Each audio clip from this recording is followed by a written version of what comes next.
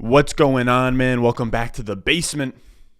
I'm Ron, and today we're going to dive into some playoff schedules. We're going to talk about the 5 wide receivers that I believe have the easiest schedules down the stretch that are going to win you guys leagues. You know, guys that are skeleton keys to fantasy football championships. Like last year, we had Deontay Johnson, Stephon Diggs as those wide receivers that you really needed to have if you wanted any kind of chance against an Alvin Kamara 6-touchdown team in the finals.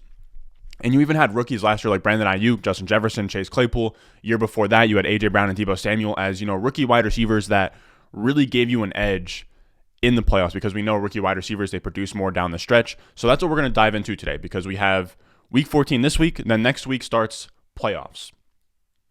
And I really wanted to dive into, the good playoff schedules. We covered the running backs last week. We're going to cover the wide receivers today. Tomorrow, I'm going to come out with the 10 players that I think have the worst playoff schedules across all positions. And then we'll get back to running back wide receiver rankings as soon as next week. Now, I know that's going to be tough for some of you guys. If you want to see where my rankings are at for this week, Week 14, I post my weekly rankings on Patreon every single week on Thursday. So you can find that at patreon.com/Ron Stewart. If you want access to the weekly rankings, they got PPR, 0.5 PPR, standard, super flex. If you have a running back wide receiver, I have flex rankings on there. Also, just updated the Dynasty ranking. So I know a lot of you guys out there playing Dynasty leagues have been asking me in the comments, hey man, where's the Dynasty content? Where's the Dynasty content? We're going to kick up the Dynasty content as soon as the season ends, but we got plenty of Dynasty content on the Patreon. So if you want my rankings so you can kind of see, okay, I'm in trade talks right now trying to gear up for the playoffs, that'll be on the Patreon as well. Literally just $5. I'm telling you guys, I'm giving away too much value on there for the price tag. Now, with that being said, we're rambling a little bit long here. If you're new, make sure you're subscribed. I want to say only like 30% of the people that watch these videos are subscribed. So just make sure you go down there. If you're enjoying these, if these keep popping up in your recommended, go down there, smash the subscribe button, smash the like button. It helps us out a ton in the algorithm, fellas, especially during this, it's tough times out here, fellas. We're in Week 14. The guys that are watching the videos, you guys are the ones that are in your fantasy playoffs, fantasy championships. The guys that aren't so good at fantasy, guys that, are probably like 3-9 at this point, 3-10. They're not going to be watching anymore. So make up for those counterparts. Make sure you hit the like button, subscribe. Now, without further ado, let's get into this video. Let's go. Thirsty, trying to choose. I know I'm pretty cool. My nitty babe. Now, first up on this list, we are going to talk about Devonta Smith, the Slim Reaper, a guy I wasn't high on coming out, but I've really liked what I've seen from him so far. And he hasn't looked great the past few weeks, right? So he plays the Jets this week. Who did he play before that? He played the Jets last week. I can't remember who he played before that. But essentially, he's put up back-to-back duds. And one of them was because of Jalen Hurts, who, whatever reason, down the stretch was just feeding it to Jalen Reagor. So this is 2 weeks ago. It was down the stretch, late in the game, needed a touchdown, fed 2 straight passes to Jalen Reagor. Reagor dropped both of them. Devonta Smith was open on both of those plays. Didn't get the ball past him. Then we had Gardner Minshew in a Jets blowout. First of all, killed the Jets. Didn't need to even pass the ball at all. And then you also had Gardner Minshew, who doesn't have that same rapport with Devonta Smith. Now, I do believe Jalen Hurts will be back after the bye. And Devonta Smith, even though he has 2 back-to-back dud weeks, he's been pretty decent on the season. Before those 2 dud weeks, he had 22.6, 22.6, and 10.1 points in 3 straight games. So he put together a nice little stretch. He has a 21.6% target share on the season. For a rookie, he's been really good. And we know that we've been preaching this all offseason. Rookie wide receivers give us some of the biggest upside down the stretch in the playoffs because with rookie wide receivers, or any rookies in general, if you just take their first 8 games, you compare it to their next 8 games, it's always way better in the last 8 games. Rookie wide receivers, rookie just in general, they adjust to the NFL, they get onto the field more, they become more efficient, they become better down the stretch. Same thing with Elijah Moore. He wasn't that great through his first 6 games, and then since then has popped off. I still think that Devonta Smith has access to that upside, and it's because he has a super light schedule down the stretch, and he's kind of been vocal about, complaining about his targets or whatever, especially with the Reagor stuff. So I do think that once Hurts is back and they get back into the flow of things, they're going to start force-feeding targets Devonta Smith's way. And I do know that Devonta Smith isn't, he's not a I could have talked about, like the Deebo Samuels and Cooper Kupps of the world, but I want to talk about the guys that you got later on in your drafts that are going to be in your flex that could just come up big, because that's where the difference is made, is when you have a Devonta Smith that puts up 20 points in your playoff matchup and everything else goes as planned. That is the difference between you and the next guy. And with this schedule down the stretch, he has a classic NFC East schedule. I don't know if they always make them like this, but it feels like they always jam-pack them in at the end. He has 3 straight NFC East matchups, which means all of them should be pretty close, competitive games. They're all playing for playoff spots.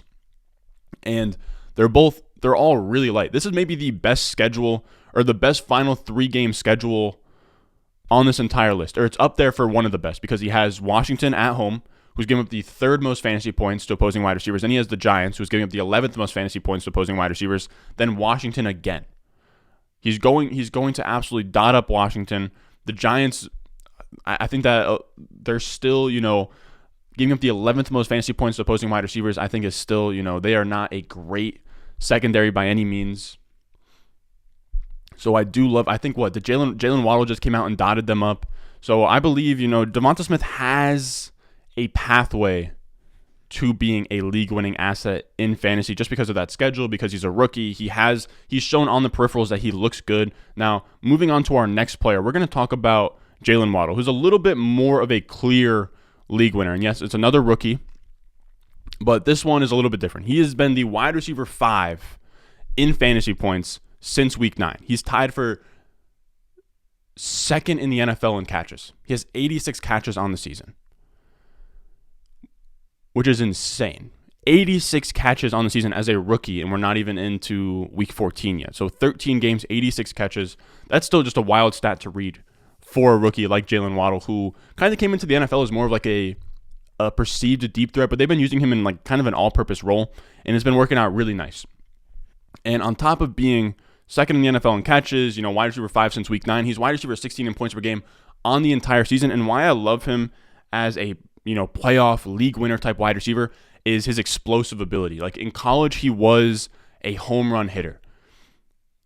Get it out to him in the screen. He'll take it to the house, get it to him down the field. Like he is just a threat on every single play to take it to the crib.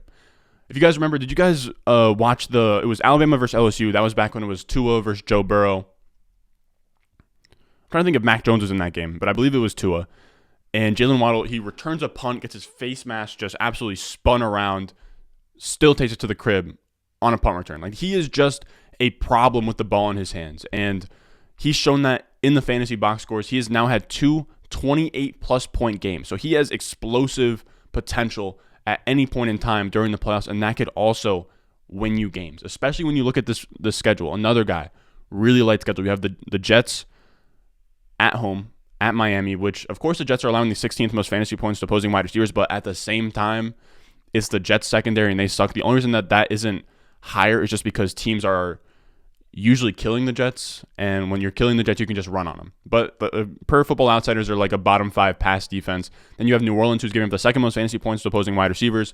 Tennessee, who's giving up the 4th most. So Jaylen Waddle has a very, very light schedule down the stretch, and I think that he has potential to blow up in 1 to 2 of those games, really win you a week. So I do like Jaylen Waddle as a guy. If I had him on my team for a playoff stretch, I'd be feeling extremely confident. Now, shifting off of a rookie, we just talked about 2 rookies in a row.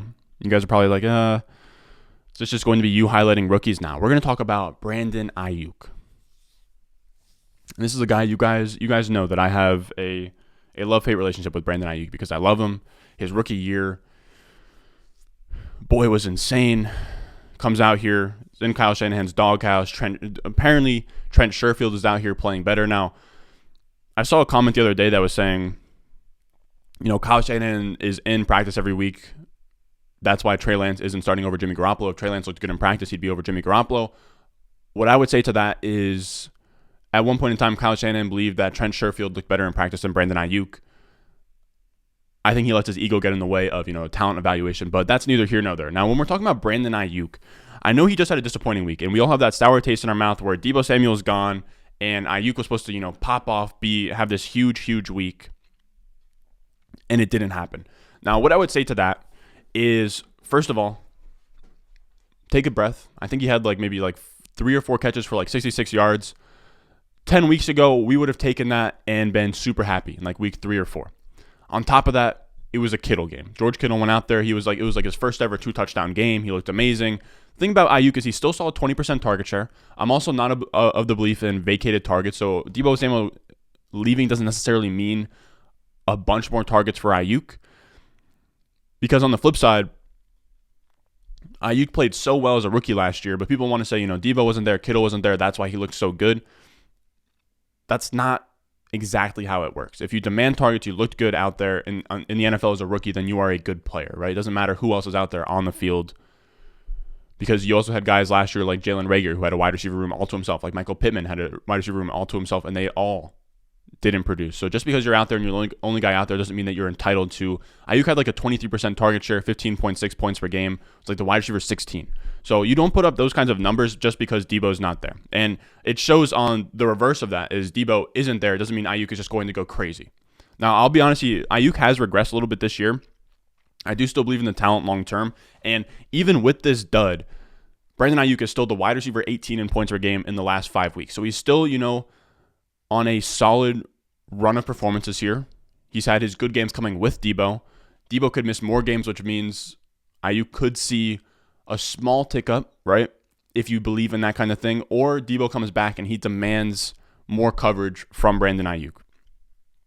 So either way, I think it works out for Brandon Aiyuk, and his playoff schedule is juicy. Now, he has Cincinnati this week, 19th most fantasy points allowed. Then he has a wild stretch of games on the back end. He has Atlanta at home, giving up the 9th most fantasy points to opposing wide receivers. Then you have the Titans, who give up the 4th most, and the Texans give up the 7th most. So he has 3 bottom 10 defenses in fantasy points allowed to opposing wide receivers. So he has every opportunity to go down here, be an absolute league winner for those of you guys out there that kind of snuck him into the playoffs, because he was, somebody that could bog you down through the first 10 weeks. But I do love Aiyuk's potential in those really easy games to come out here and, really be one of those guys you needed to have, especially with, I like the shootout potential between Atlanta and Tennessee as well. Then moving on to another guy who is not a wide receiver, like the first two, we have A.J. Brown. And this one's a little bit controversial. The boy is currently on IR. He's due back in week 15 or 16. That's according to Edwin Porras on Twitter. But I'm of the belief that as soon as A.J. Brown is back, he's back. In 2020, he missed 3 straight weeks. He came back the next week. He scored 20 points right away. Now, we didn't see that this year when he came back from injury. But I am of the belief that once A.J. Brown gets right, he's a guy that, he's not really he's always usually banged up. He's not always practicing. But when he comes out there and plays, he usually comes out there and really plays. Now, I also want to say with all these guys, these pretty much apply to the entire wide receiver room. So with Aiyuk, you can apply it to Deebo. With Jaylen Waddle, you can kind of apply it to Devonta Parker, maybe Will Fuller if he comes back. With A.J. Brown, if Julio Jones is here down the stretch, it wouldn't be the most shocking thing in the world if Julio put together a 3-game stretch where he just went crazy. I still do believe that Julio isn't completely washed at this point, but with A.J. Brown, he's going to be back week 15 or 16. So that's the Pittsburgh game or the San Francisco game, as you guys can see here. You have Pittsburgh, who's allowing the 12th most fantasy points opposing wide receivers. The 49ers are allowing the 14th most. Miami's allowing the 5th most. I think that he will 100% be back for week 17 against Miami. I could easily see him being that guy you needed to have in week 17. He goes against Miami and he just blows up. Now, I will say it's going to be a little bit sketchy because let's say he comes back week 15. Do you play him? It really comes down to what you have in your flex spots, but I could see him, like I said, he scored 20 right away last year coming back from injury. He could, come right back into lineups, be a solid wide receiver 1. We'll see what happens, but I do think once he gets 1 game under his belt, whether that's week 15 or 16, he will be a guy that could win leagues down the stretch. Now, he's also a guy that has always produced down the stretch. He averages 21 points per game after week 14 in his entire career, only 13 points per game in all other games. So that's a pretty wild split. I'm not sure what it is in the air if he just likes cold weather, but A.J. Brown has been a guy that produces on the back half of the season more than the front end. Then our last wide receiver we're saving best for last, the New York Jet. I almost feel bad.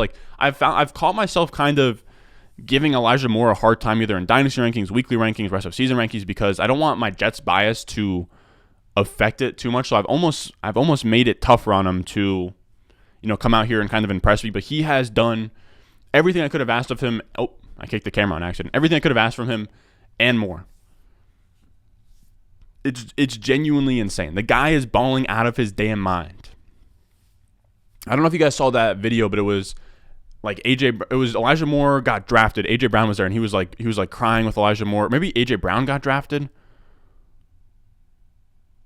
I think Elijah Moore got drafted, but AJ Brown was crying, bro. AJ Brown, he was like, "Oh, he's like you're better than me, man."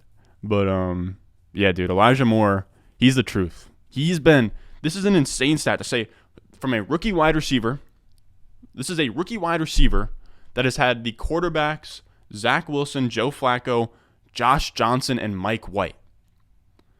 This reminds me almost of Josh Gordon's Cleveland Brown year. Now, obviously not in the same capacity, but kind of like D-Hop, like his first really good year when he was out there with like Tom Savage and like Zach Mettenberger and stuff. Elijah Moore, 4 different quarterbacks. He is the wide receiver 2 in fantasy points since week 9 as a rookie on the Jets with 4 different quarterbacks. I mean, it's wild. I think Elijah Moore and Jaylen Waddle are going to be, this year's Brandon Aiyuk, Justin Jefferson, CeeDee Lamb, Chase Claypool, the year before that, Deebo Samuel, A.J. Brown. One of those rookie wide receivers that comes out here and is a solid, wide receiver 2 producer you can now put in your flex down the stretch here. You're seeing 30% of the targets or more in like 2 or 3 back-to-back games producing with a rookie quarterback. It's wild. And on top of that, he has an insane schedule down the stretch. I think that Elijah Moore is going to be on a lot of playoff teams. He's going to be on a lot of championship teams because now he has New Orleans, who's allowing the 2nd most fantasy points to opposing wide receivers. Miami's allowing the 5th most. Jaguars allowing the 8th most. The Jets are so bad that all of those games will be in negative game scripts. Then you have the Buccaneers, which is a tough ask. But in the championship against Tampa Bay, 29th points allowed. That's going to be a tough matchup, but at the same time, again, it's going to be a negative game script. They're going to be throwing the entire time. So he has at least a chance. I believe 2 out of 4 of those will be blow-up games. And like I said, I think Elijah Moore will be on a lot of championship teams. I was going to say this Christmas, this New Year's, I don't know. The way that the schedule works this year, I don't know when Week 17 is going to be here. But that's going to do it for us today, fellas. Again, we won't be doing any rankings videos this week. I will have all the rankings on Patreon, though. So if you really would like to see those, that will be down below on patreon.com/Ron Stewart. I love you guys. Make sure you subscribe. Make sure you leave a like. What else? Like I said, tomorrow we're going to talk about bad playoff schedules. The day after that, we're going to talk about some rest of season risers. I'll have rest of season rankings out today. I'll have weekly rankings out tomorrow. Dynasty rankings all got posted on the Patreon. Those are really clean. They're all tiers. They're all in Google Sheets. It's amazing. What else do I got? What else?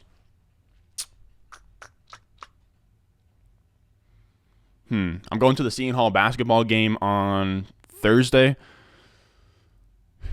Might bring the iPhone and like kind of record a vlog kind of thing, but I don't know. I need better equipment. I know that I can't bring my camera into the arena, so we'll see. There's not really a ton to film. It would just be like me, some of the fellas taking a drive there, and then I guess I was just getting rowdy at the game. But all right, that's gonna do it for today. I might even stream Friday or Saturday. Some might just hop on Madden, fuck around, maybe invite some of you guys to a game. We'll see. But kind of taking things easy here at the end of the season. Not a ton to make videos about at this point in the season, but I guess we're doing playoff schedules, we're doing all that. But as always, I love you guys, and I'll see you in the next one. I got the juice, I got the juice. 10-0, Chatham's on. Foolies glad I'm home. Even my haters kinda glad I'm on. Rest in peace to my vagabond. Rapper, song, singer, suspended, subpoena from misdemeanors.